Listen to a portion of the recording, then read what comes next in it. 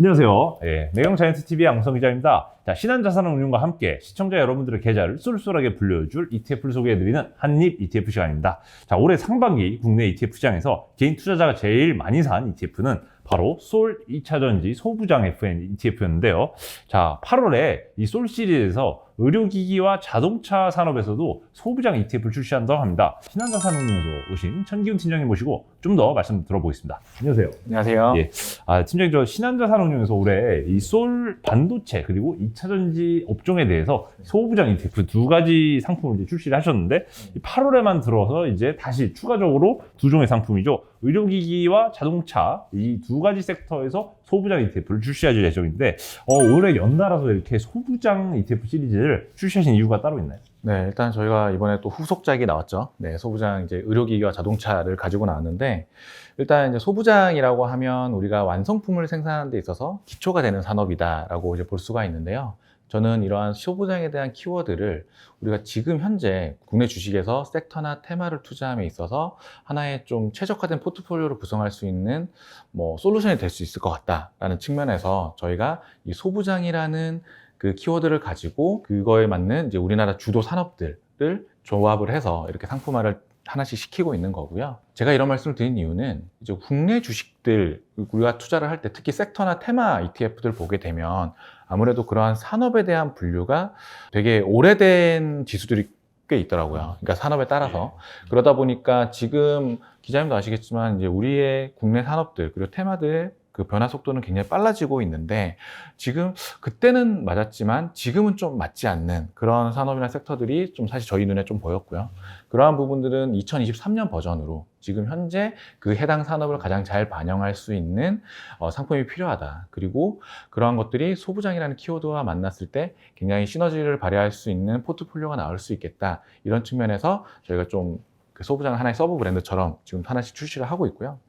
저희가 지난번에 반도체, 2차전지, 그리고 이번에 의료기기, 자동차 이렇게 총 4가지 상품을 운영하고 있는데요.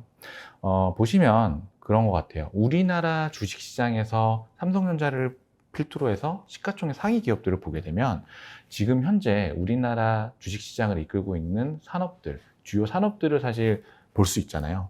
그게 바로 제가 앞에서 말씀드렸던 그 4가지 산업이다. 그러니까 그 반도체, 2차전지, 그리고 자동차, 그리고 의료기기를 포함한 바이오 헬스케어와 저희 소부장이라는 차별화되어 있는 컨셉의 그 키워드가 만난다라고 하면 국내 주식에서 이제 섹터나 테마를 투자함에 있어서 굉장히 차별화된 포트폴리오로 여러분들이 접근하실 수 있다라는 측면에서 말씀을 드리고요.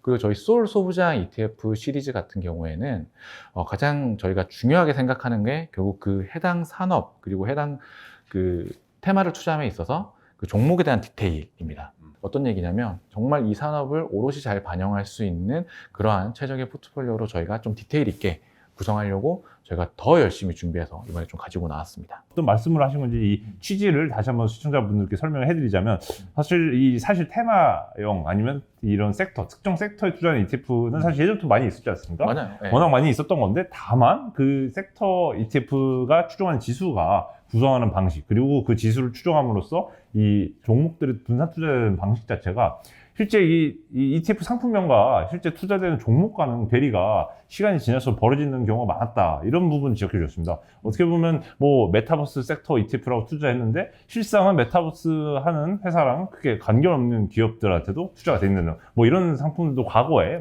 이제 이슈가 됐던 기억이 있는데요. 네, 그리고 이제 그 산업에 적합하지 않은 종목이 들어가 있는 것도 문제고, 그리고 이 산업의 흐름을 따라가지 못하는 그 포트폴리오가 사실은 좀 지금 현재 투자 관점에서 맞지 않나라는 측면에서 저희가 좀 이 소부장 ETF로 좀 대응하면 좋지 않을까. 네. 확실히 이제 주식시장도 매일매일 변하지만 사실 산업 지형도 이것도 매일매일 변하는 거 아니겠습니까? 그러다 보니까 이렇게 그런 변화한 산업 지형에 맞춰서 정말 최신 버전의 섹터의 현실을 그대로 반영할 수 있는 ETF를 내놓게 되었다. 이제 이게 솔 ETF 부연 설명이었습니다. 그래서 그러다 보니까 이제 첫 번째로 좀 살펴볼 게 이제 의료기기 소부장 ETF인데요. 근데 이제 한국 시장에서도 물론 이제 전통적으로 2010년 이후로 제약바이오 업종이 한참 핫하게 나갈 때가 있었고 사실 코로나 때도 여전히 제약바이오 업종이 인기를 얻었지만 최근 들어서 이 의료기기를 제외한 제약바이오 업종은 사실 좀 수익률 차원에서 좀 부진하지 않습니까? 그러다 보니까 물론 제약바이오 ETF는 아닙니다만 그래도 넓게 보면은 그래도 헬스케어 업종으로 크게 볼 수 있는 섹터인데 의료기기 소부장 ETF를 딱 출시한 이유가 있을까요? 네, 뭐 저희가 앞에서 산업의 변화 속도가 매일매일 더 빨라지고 있고 이제 뭐 매일매일 이제 다른 모습을 보이고 있다라고 말씀을 드렸는데 이제 좀 약간 긴 장기간에서의 큰 세상의 변화를 좀 말씀드리고 싶습니다. 그러니까 우리가 투자를 함에 있어서는 결국 세상이 어떻게 변화하냐에 따라서 그게 또 주도하는 산업이 올라가고 또 그렇지 못한 산업이 발생을 하고 그런 또 옥석 가리기가 되지 않아요? 그러니까 그런 부분을 봤을 때 그 중에 하나가 저는 이제 평균 수명이 증가한다라는 그런 부분을 말씀드리고 싶은데 그러다 보니까 저희가 안티에이징 그리고 좀 더 나아가서 웰에이징이라는 말이 좀 부각이 되고 거기에 대한 관심이 굉장히 높아지는 것 같아요. 그러한 측면에서 이와 관련된 산업이 결국 바이오 헬스케어 산업이 되는 건데 기존에 우리 바이오 헬스케어 산업 투자하실 때 어떠셨죠? 그러니까 기자님 말씀하신 것처럼 굉장히 그 산업에 있는 종목들을 보게 되면 그 산업도 마찬가지지만 상대적으로 다른 산업들에 비해서 실적에 대한 변동성이 굉장히 컸다. 그리고 이게 결국 이러한 변동성이 주가에도 반영이 되면서 투자를 하셨던 분들은 사실 좋은 기업보다는 안 좋은 기업을 가져오신 분들이 더 많았다. 이렇게 좀 볼 수가 있을 것 같습니다. 그래서 저희는 사실 이러한 큰 변화가 있는 거는 다들 공감을 하고 있는데 그럼 이 바이오 헬스케어라는 산업 그리고 이 섹터를 어떻게 투자를 할까라는 고민에서 시작을 했고 그리고 그러면 이러한 기존의 애로사항들은 어떻게 좀 풀어갈 수 있을까라는 측면에서 봤을 때 결국 실적이 나오고 있는 그러니까 결국 실체가 있는 바이오 헬스케어 산업 그리고 그 안에서 우리가 피부 미용을 중심으로 한 의료기기 산업에 좀 집중을 해서 투자를 하면 좀 더 좀 거기에 포커싱 되어 있는 괜찮은 포트폴리오로 좀 접근할 수 있지 않을까라는 생각이 들었고요. 그러한 부분에 있어서 어떻게 보면 지금 현재 바이오 헬스케어 산업을 투자함에 있어서 좀 더 포커싱된 그리고 하나의 해답과 같은 그런 상품으로 좀 접근할 수 있지 않을까라고 생각을 합니다. 실제 저희가 바이오 헬스케어 산업을 보면 저희가 의료기기도 있지만 앞에서 말씀드린 뭐 제약이나 생명공학 이러한 부분이 있잖아요. 근데 보게 되면 실질적으로 이러한 의료기기 관련 기업들의 영업이익률이 앞에서 말씀드렸던 제약이나 생명과학 관련 기업들 대비해서 상대적으로 높고 그리고 좀 장기간 좀 꾸준했음을 확인할 수가 있습니다. 그렇기 때문에 그동안 이와 관련된 산업을 투자함으로써 왔었던 애로사항들을 어느 정도 이렇게 의료기기로 좀 압축을 함으로써 좀 더 효율적으로 접근할 수 있지 않을까 이런 측면에서 좀 말씀을 드리고 싶어요. 네. 헬스케어라도 다 같은 헬스케어가 아니고 제약 그리고 바이오 그리고 의료기기 이 세 가지 세부 섹터가 각각 다른 특징을 분명 갖고 있다는 점을 지적해 주셨고요. 그래도 가장 그 셋 중에서 안정적으로 영업이익을 내고 있는 의료기기 쪽에 좀 더 집중적으로 이제 하는 ETF 출시하게 됐다 말씀 주셨고. 네. 그리고 이제 상대적인 개념에서 지금 제가 의료기기를 말씀을 드렸는데 실제 우리나라 증시 최근에 분위기를 봤을 때 세 가지 키워드를 저한테 뽑으라고 말씀을 주시면 저는 이제 많은 분들이 관심을 가지고 계시는 2차 전지, AI 반도체, 그리고 저는 하나를 의료기기라고 말씀드리고 싶습니다.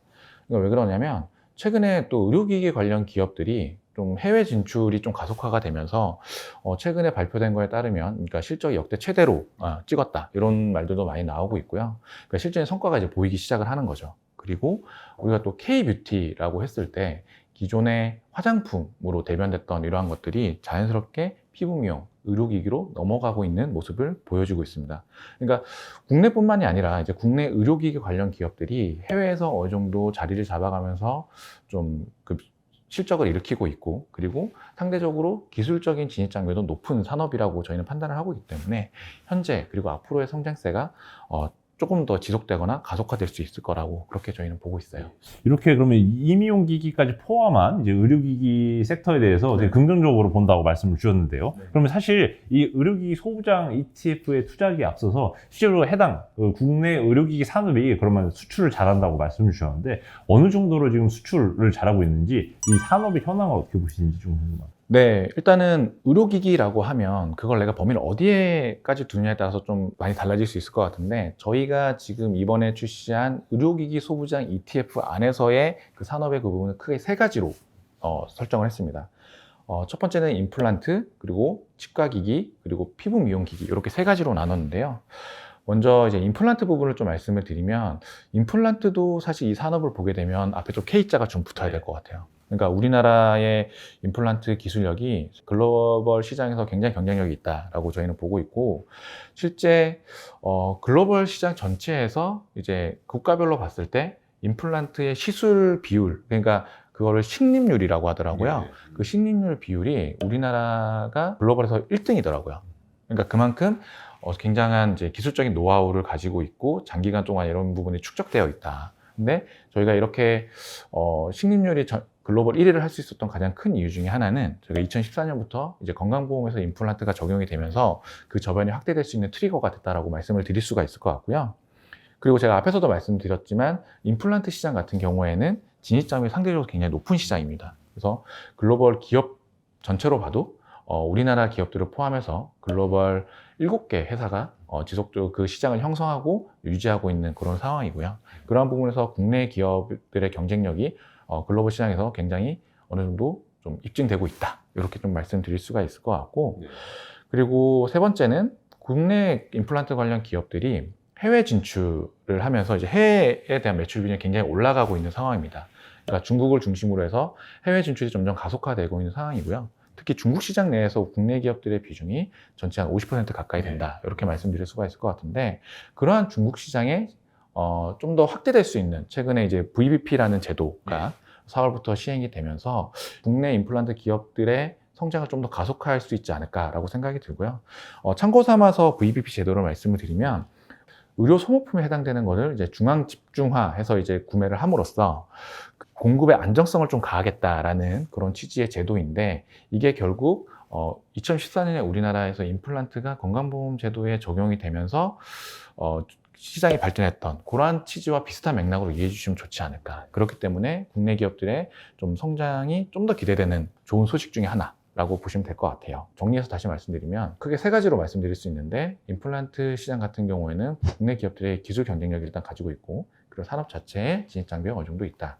그리고 중국 시장을 중심으로 한 해외 진출이 가속화됨으로 따라서 성장 잠재력이 보여지는 시장이다. 이렇게 좀 말씀드릴 수가 있을 것 같습니다. 임플란트 시장 이렇게 정리해 주셨고, 그럼 나머지 두 가지 분야로 이제 치과기기 그리고 피부 미용기기 이 두 가지 분야도 어떤 현황인지 한번 말씀 부탁드립니다. 일단 우리나라 치과기기 산업을 말씀을 드리면, 요거는 앞에서 말씀드렸던 세상의 큰 변화 중에 하나인 평균 수명이 증가함에 따라서 우리가 웰 에이징에 대한 니즈가 점점 올라가고 있죠. 그러한 부분에서 특히 치과기기 관련 분야는 아무래도 수명이 늘어나면서 이제 좀 안정적인 성장이 기대되는 분야라고 말씀드릴 수가 있을 것 같습니다. 거기에서 이제 추가적인 성장성에 있는 측면에서 좀 말씀을 드리면, 모든 환자의 구강 정보를 좀 디지털화해서 볼 수 있는 이제 디지털 덴티스트리 확대에 좀 우리가 주목을 해봐야 될 것 같고요. 이러한 부분들이 좀 이 시장에 좀 성장을 좀 가속화할 수 있는 부분이다라고 말씀드릴 수 있을 것 같고, 여기에 좀 더 확장성을 가질 수 있는 건 이러한 이제 치과 기기에서의 그 디지털 덴티스트리 분야가 이제 성형 분야까지 확대가 되고 있는 모습. 그러니까 좀 더 시장에 대한 확장성이 있는 이런 모습이 점점 보여지고 있어서, 이러한 부분도 좀 성장세에 있어서는 좀 좋은 부분이 아닌가. 그렇게 말씀드릴 수가 있고요. 마지막으로 이제 피부 미용 기기를 좀 말씀드릴 텐데, 이 분야는 어떻게 보면 우리가 보톡스라고 하는 톡신, 그리고 필러, 그리고 에너지 기반의 피부 미용 기기라고 해서 이제 레이저와 같은 것들을 얘기를 하는데, 그러니까 그런 거죠. 미용 성형 수술 시장에서 우리가 비수술적 시술의 비중이 점점 높아지고 있다. 그러니까 칼을 얼굴에 대지 그렇죠. 않는 그런 네. 시술을 말씀하시는 이러한 거죠? 미용기기들을 활용한 비수술적 시술이 비중이 점점 늘어나고 있고, 그리고 이 산업의 특징 중 하나가 결국 한 번 맞으면 다시 또 재시술을 받아야 되는, 그러니까 계속 높은 재시수술률이 있다라는 점이 좀 특징인 것 같습니다. 그러니까 예를 들면 우리가 미용실을 한번 가게 되면 뭐 주기적으로 이제 관리를 해줘야 되는 것처럼 그와 비슷한 시장이라고 말씀드릴 수가 있을 것 같은데, 이러한 피부 미용 기기에 있어서도 국내 기업들이 이제 국내 시장뿐만이 아니라 이제 해외 시장 진출이 점점 가속화가 되고 있다. 그러니까 예를 들면 동남아나 남미를 필두로 해서 점점 유럽이나 미국 지역으로도 높은 가격 경쟁력과 그리고 거기에 따른 이제 그 제품 경쟁력을 기반으로 해서 지금 진출이 점점 올라가고 있는 상황이고요. 그리고 여기에 비즈니스의 특징 중에 하나가 높은 영업이익률을 기반으로 한 고마진 비즈니스. 말씀드릴 수 있을 것 같아요. 그러니까 뭐 조금 기업에 따라 다를 수는 있지만 한 20%에서 한 50%까지 굉장히 높죠. 그래서 이러한 부분에서 이 산업에 대한 메리트를 좀 말씀드릴 수 있을 것 같고요. 앞에서도 말씀드렸지만 피부 미용 기기의 핵심은 그런 것 같습니다. 그러니까 국내 기업들이 아무래도 유럽 기업들 대비해서 그 그 기술력은 어느 정도 경쟁력을 가지고 있는데 그 제품의 가격 경쟁력을 기반으로 해서 일단은 플랫폼을 구축을 하고, 그리고 그 기반으로 해서 소모품 판매 비즈니스가 결국에는 이 기기 산업의 핵심이다. 그러니까 우리가 일단 네스프레소 커피 머신을 사면 계속 커피 캡슐을 지속적으로 구매를 해야 되는 것처럼, 이러한 피부미용 기기 산업 자체도 일단 이렇게 플랫폼을 구축하고 나면 계속 그런 카트리지 같은 이런 소모품들을 지속적으로 교체를 해야 되는, 거기에서 이제 수익이 발생하는 구조, 그렇게는 굉장히 메리트 있는 산업이다, 이렇게 말씀을 드릴 수 있을 것 같아요. 네, 유명 기기까지 다뤄주셨는데 사실 그 과거에도 뭐 제약 바이오뿐만 아니라 의료기기 업종 관련해서도 이런 섹터형 테마형 ETF는 기존에 다른 운용사에도 사실 출시한 상품이 사실 있는 걸로 알고 있습니다. 그러다 보니까 물론 업데이트된 최신 지수를 쓰긴 하지만 그래도 솔 의료기기 소부장 FN ETF만에 가진 뭔가 기존 ETF 상품과는 좀 차별화되는 점이 있다면 어떤 거가 있나요? 네, 저희 소울 의료기기 소부장 ETF의 가장 큰 차별점이라고 하면, 일단 기존의 바이오 헬스케어 산업들에 포함되는 종목들 중에서 실제 의료기기라는 산업으로 조금 더 포커싱을 해서 그 안에서 실적이 있는, 결국 지금 현재 돈을 벌고 있는 기업들로 좀 선별을 해서 포트폴리오를 한번 짜보자, 이게 가장 큰 차별점이라고 생각을 합니다. 그리고 저희가 그 종목 선정하는 방식 중에 하나가 앞에 말씀드렸던 그런 컨셉을 잘 지키기 위해서 좀 특징적으로 가지고 있는 지수룰이라고 할까요? 네. 이러한 부분들이 재무적인 요건을 하나 넣었습니다. 재무 요건. 네, 어떤 거냐면 결국 그러한 저희가 키워드 방식으로 의료기기 소부장 관련되어 있는 기업을 선별함에 있어서 직전에 그 기업별로 봤을 때 직전 1년간 만약에 적자가 나는 기업이 있다, 그러면 저희는 종목 선정 그 기준에서 탈락을 시키는, 그러니까 결국 돈을 벌고 있는 기업들만 선별해서 저희가 포트폴리오를 구성을 한다. 이 부분이 가장 기존의 상품들과 차별화된 모습 중에 하나라고 말씀을 드릴 수 있을 것 같고요. 네, 기본적으로 이 솔 의료기기 소부장 FN ETF 지수 종목 구성할 때 20개 종목을 이제 꼽아서 분산 투자를 하게 되는데요. 근데 제일 중요한 건 그래도 다들 실체가 있고 영업 흑자 제대로 나고 있는 기업들만 대상으로 이제 투자를 이루어지고 있다. 이 부분이 되게 중요한 것 같은데 실제 그러면 어떤 종목을 담고 있는지 한번 설명 부탁드리겠습니다. 일단 저희가 의료기기 소부장 ETF 안에서는 총 16개 종목을 편입을 하고 있습니다. 그래서 개별 종목의 비중 한도는 약 한 10% 정도라고 보시면 될 것 같고요. 요거는 실제 저희가 가지고 있는 포트폴리오를 보면서 얘기하시면 좋을 것 같아요. 저희가 크게 세 가지로 분류한다라고 말씀드렸는데, 그 중에 이제 첫 번째로 피부 미용 관련 종목들을 보게 되면 상단에 이제 그 피부재생 스킨 부스터 주사라고 해서 이제 리쥬란이라고 하는 제품으로 유명한 이제 파마리서치가 들어가 있고요. 이 기업 같은 경우에는 뭐 리쥬란뿐만이 아니라 이제 퇴행성 관절염 치료용 주사인 콘주란으로도 굉장히 유명한 회사라고 볼 수가 있습니다. 그래서 피부 미용 기기 관련해서 대표주라고 볼 수가 있고, 그리고 그 밑에 이제 클래시스, 그러니까 슈링크라고 하는 초음파 그 리프팅 관련 장비 대표 기업이라고 볼 수가 있을 것 같고요. 그리고 그 밑에 제이시스 메디칼이라고 하는 이제 포텐자라고 하는 그 고주파 리프팅 관련 기기를 생산하는 기업인데, 이 기업도 저희가 주요 종목으로 편입을 하고 있습니다. 그리고 보톡스나 필러 관련된 종목으로 해서 저희가 휴젤이나 메디톡스, 대웅제약과 같은 종목들도 주요 종목으로 편입을 하고 있고, 임플란트 관련 기업으로는 이제 덴티움이라는 종목을 저희가 주요 종목으로 편입을 하고 있습니다. 그리고 치과기기 같은 경우에는 레이와 뷰웍스, 바텍이 주요 종목으로 들어가 있고요. 또 하나 이제 특징적인 부분을 말씀을 드리면 이제 개인 체성분 분석을 하는 이제 인바디라는 기업, 네, 인바디라는 기업도 저희 16종목 안에 하나로 저희가 편입을 해서 운용을 하고 있습니다. 의료기기 소부장 같은 경우에는 여러분들이 투자를 하실 때 기본적인 컨셉도 중요하지만 조금 이 종목 안에 디테일을 좀 보시고 비중이나 이제 어떤 종목이 들어가 있는지 좀 보시고 투자를 결정을 하시면 굉장히 좋지 않을까, 그렇게 좀 보고 있습니다. 그래도 이제 구성이 이제 지수 구성 자체나 종목 분산 투자된 모습을 포트폴리오를 보고 있으면 그래도 꽤 균형감 있게 피부 미용 그리고 톡신 필러 그리고 임플란트까지 다방면으로 되게 분산 투자 잘 이루어져 있는 느낌을 많이 받았습니다. 마찬가지로 이런 의료기 소부장에 이어서 사실 자동차 소부장도 출시를 해주셨는데요. 일단 자동차 산업 자체가 지금 전동화라는 큰 전 세계적인 트렌드를 타고 있는 상황인데 아무래도 이 자동차 소부장이라는 어감 자체가 어떻게 보면 이제 전기차 소부장 ETF가 나오지 않을까 싶었는데 오히려 자동차 소부장 ETF를 출시하신 이유가 있을까요? 네, 맞습니다.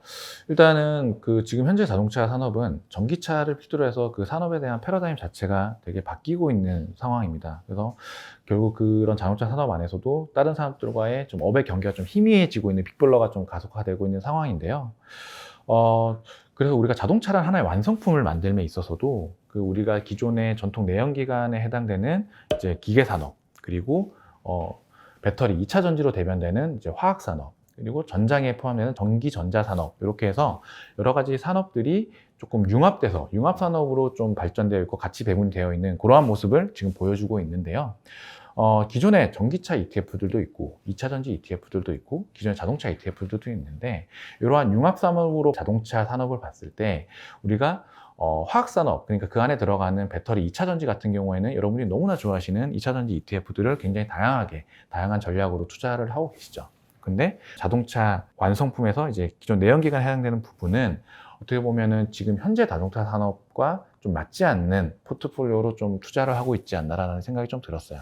그러니까 어떤 얘기냐면, 기존의 내연기관에서 우리가 전기차로 넘어가면서 그러한 기계와 전장에 대한 비중을 보게 되면 한 9대 1에서 한 7대 3, 6대 4까지 지금 전장의 비중이 올라가고 있는 추세인데, 실제 우리가 국내 자동차 ETF 또 국내 자동차 산업을 투자한다라고 했을 때는 그러한 부분이 잘 반영되지 않은 포트로 좀 투자하고 있지 않나. 그래서 저희가 전장에 대한 부분을 좀 부각을 해서 기존의 생산업체를 제외한 경쟁력 있는 자동차 부품업체와 그리고 전장 기업으로 구성이 된 2023년 버전 국내 자동차 산업을 투자할 수 있는 자동차 소부장 ETF를 이번에 출시를 하게 된 겁니다.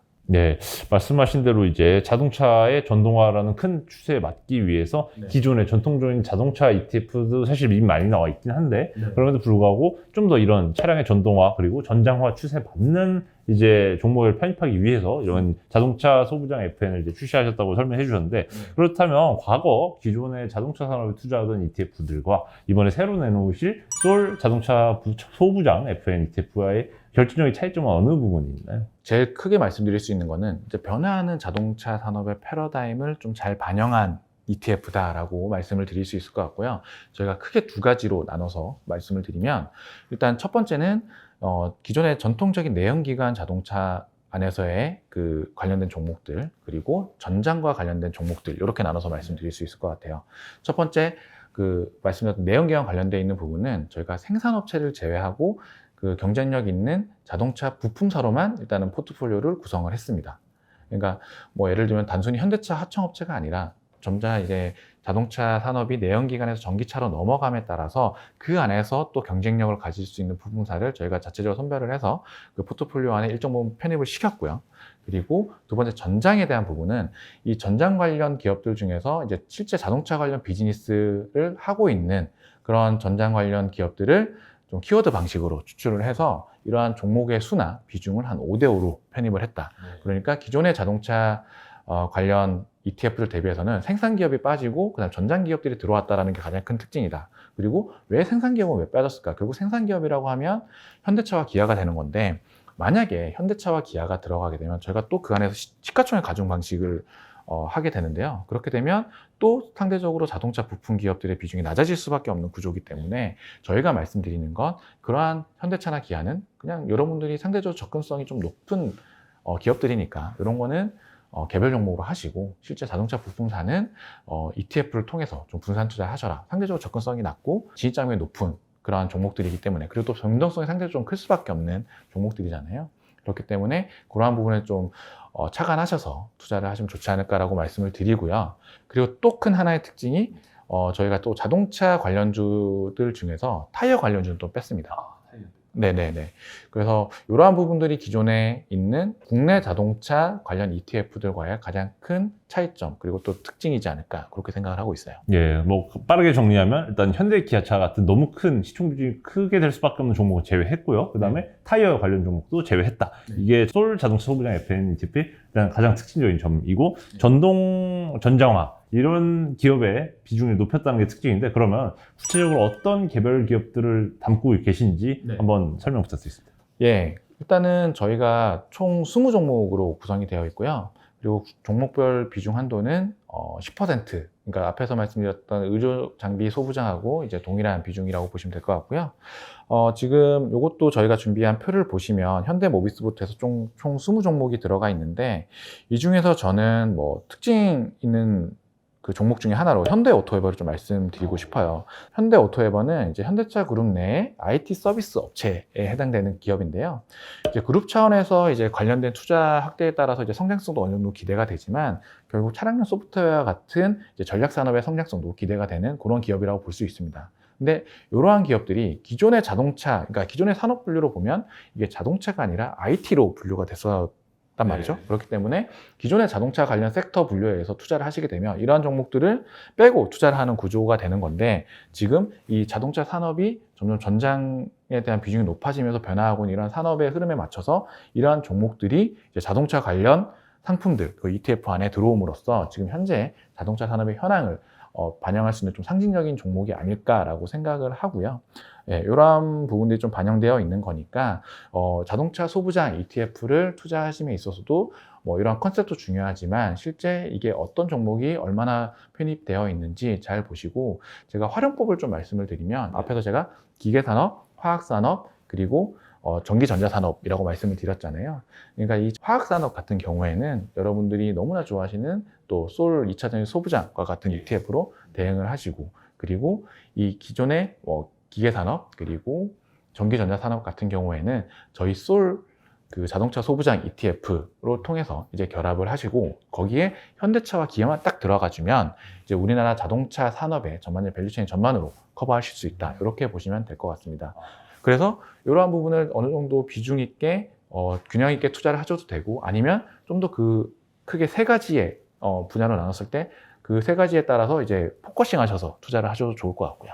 예, 실제로 솔 자동차 소부장 FN ETF 편입 종목을 보시면 뭐 LG 전자, LG 이노텍, 그리고 삼성 전기, 그리고 삼성 전자도 하만 사업부가 있기 때문에 네. 편입이 돼 있는 점을 이제 보실 수 있습니다. 네. 또 마지막으로 지금까지 저희가 두 가지 상품 살펴봤지 않습니까? 네. 예, 솔 의료기기 소부장 FN, 그리고 솔 자동차 소부장 FN, 이 두 가지 종목 말씀해 주셨는데, 그러면 실제 실전 투자에 임할 때 이 개인 투자자분들이 이 두 가지 상품을 어떻게 활용하면 좋은지 한번 설명 부탁드립니다.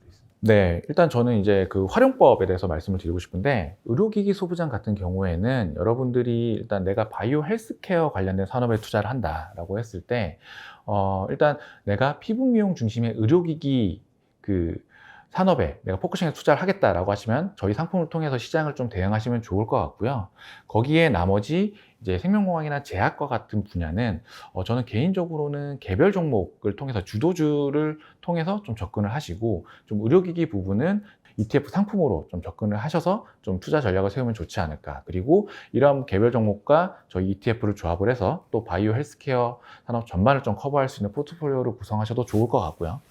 자동차 소부장 ETF 같은 경우에는 앞에서 잠깐 말씀을 드렸지만 현대차와 기아와 같은 개별 종목과 저희 그리고 자동차 소부장 ETF 그리고 2차전지 소부장 ETF 세 가지를 활용하셔서 그 투자 스타일마다 본인이 포커싱하는 그런 분야를 집중해서 투자를 하실 수도 있고, 아니면 세 가지를 밸런스 있게 투자를 하시면서 우리나라 국내 2023년 자동차 시장 밸류체인 전반적으로 커버할 수 있는 포트폴리오로 접근하셔도 좋을 것 같습니다. 예, 지금까지 의료기기 소부장 FN ETF 그리고 자동차 소부장 FN ETF 두 종 상품 살펴봤는데요. 제목 자체에서 드러나듯이 의료기기 소부장 같은 경우는 정말 이 보톡스, 필러부터 해가지고 치과 기기 그리고 임플란트까지 전체적으로 의료기기 관련된 건 전부 커버할 수 있는 이제 그런 특징을 가진 상품이고, 네. 자동차 소부장은 변화하는 전동화 추세에 맞춰가지고 실제로 전장 그리고 전기전자 업종을 기존 자동차 ETF보다는 훨씬 강한 점이 좀 특징으로. 네, 그리고 타이어주는 빠져 있고요. 타이어주는 빠져 있고요. 네. 예.